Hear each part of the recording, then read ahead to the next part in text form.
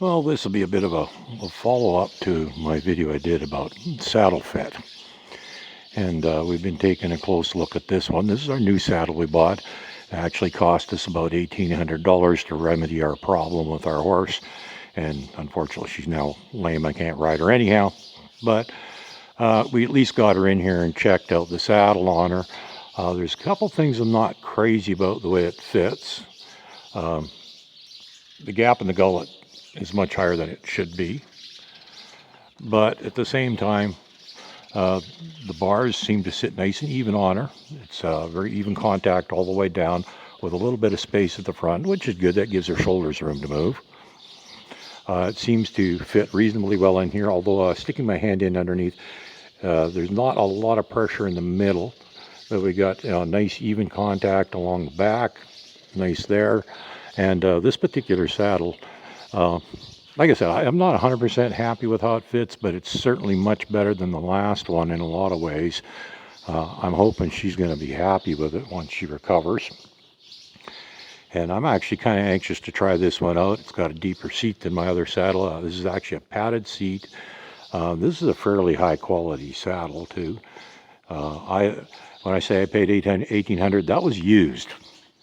So I don't think that owning a horse is cheap. I paid more for the saddle than I did for the horse.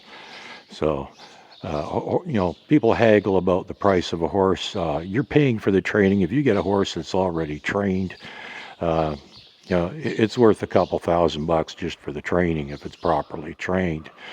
Now, but back to the saddle fit. That's a little more than I was hoping to pay for it, but the Arabian saddle, one with an Arabian tree in it, which is just about everything about it is a different shape. And as you can see, here's that rounded, shorter skirt I was talking about before in the other video. And a lot of people don't even know about an Arabian tree saddle. The guy I got this one from, he had an Arabian, actually the same age as this one, that passed away on him, unfortunately. Had a little bit of a mishap, so that can also happen at any time. But they purchased the saddle brand new. As you can see, it's hardly been worn at all. He did use it a fair bit, but took good care of it. It's not. It looks really nice. Looking it over, I hardly found a scuff or mark anywhere on it.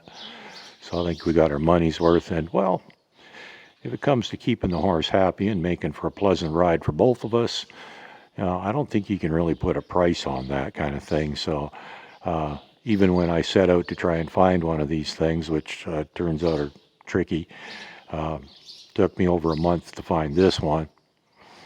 And but I was actually willing to pay just about anything that it cost to make my horse happy. And I think this is actually going to be a pretty comfortable seat too by the looks of it. I haven't sat in it yet. It's okay. Time will come when we get to that. I'm not too worried about it. As I've said before, the more I get to know horses, the less I care if I ride. But we do have a saddle that I think is going to fit her well enough now that she's going to be happy with. Doesn't mean she can't still be a little bit of a goofball. This is a weird horse. But at least that's one less excuse for ill behavior. And we've ruled that out. Plus, like I said, she's my friend. I want her comfortable. So if it means we got to spend a considerable amount of money on a saddle just to fit her, and out of the 4 I own, this is the only horse this saddle is going to get used on. So it's a considerable investment for one horse. But, like I said, she's worth it. Okay, so a little update there on the saddle fit. We did, after a bit of a struggle, find one. Surprisingly, a number of people, even tack purchasers, had never even heard of an Arabian tree saddle.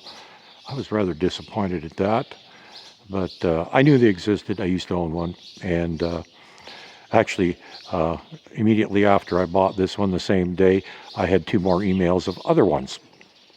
So they're out there, but we just didn't hook up with the right people at the right time. But all in all, although it doesn't look real good, it's a little goofy looking here at the front, but which concerned me at first. But I took a closer look, And the bars do actually sit fairly nice on her, nice and even. The angle's good. I'll call it gap in there. That's a little bit big, but you know, that's better than having pressure on the withers. We don't want any weight on them at all. That would be really uncomfortable for the horse. And as long as everything else is fitting, that big gap in there, even though it shouldn't be quite that big, really doesn't matter. And it appears, as far as I can tell, everything else seems to be fitting pretty good on her. And I think it's actually going to fit even better once I put a little bit of weight on. I also got a different pad with this one, came with the saddle. It's a much thinner felt pad. It's basically exactly what I wanted to get anyhow. They happen to have several pads. They were going to give me another one that was much thicker, and I said, no, I don't really want one of those. And I told them what I was looking for. A little while later, they come back with a felt pad, 1/4 inch, exactly what I wanted, and a good name brand, same brand as the other one I have. And so we got everything we needed. So hopefully in the future, once she's recovered from her little ailment down there, we're going to have a happy horse to ride, okay? Have a good day.